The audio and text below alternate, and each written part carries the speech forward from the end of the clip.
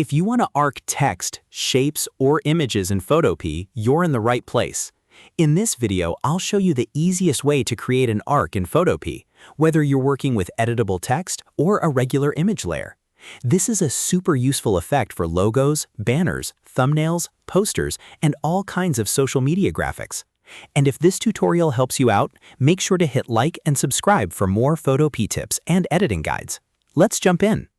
First, open Photopea in your browser and load the project you want to edit. Now, the method you use depends on what you're trying to arc. If you're using text, you'll want the Warp Text option because it keeps your text editable.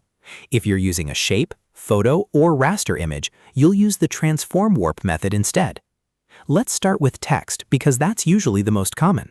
Select the Type tool using the T key or choose the Move tool with the V key if you already have the text layer placed. Then click your text layer in the Layers panel so Photopea knows exactly which layer you want to edit.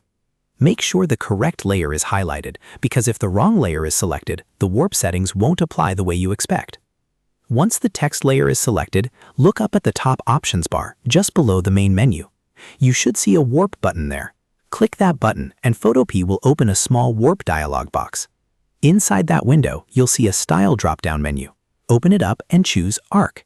This is the setting that bends your text into a curved shape. Now you can fine-tune the arc. Use the Bend slider to control how strong the curve is. A positive value curves the text upward, while a negative value curves it downward. So if you want a smile shape, increase the bend in the positive direction. If you want a frown shape, move it in the negative direction.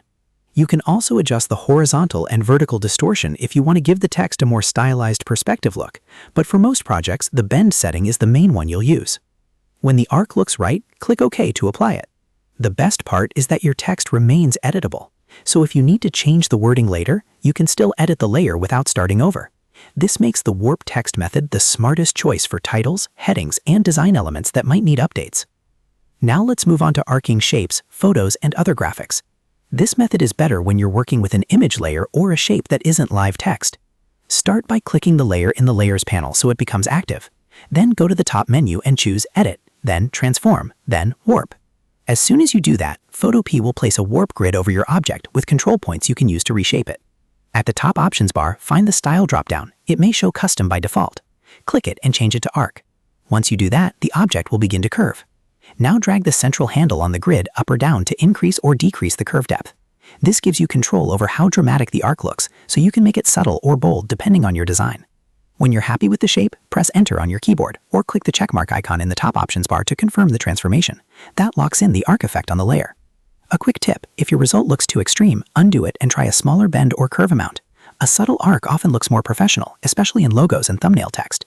Also remember that text warping and transform warping are different tools, so if one method doesn't behave the way you want, switch to the other, depending on whether you're editing live text or a regular graphic. And that's how to arc in Photopea using both the text warp method and the transform warp method. Now you can create curved titles, stylish banners, and polished graphic elements in just a few clicks.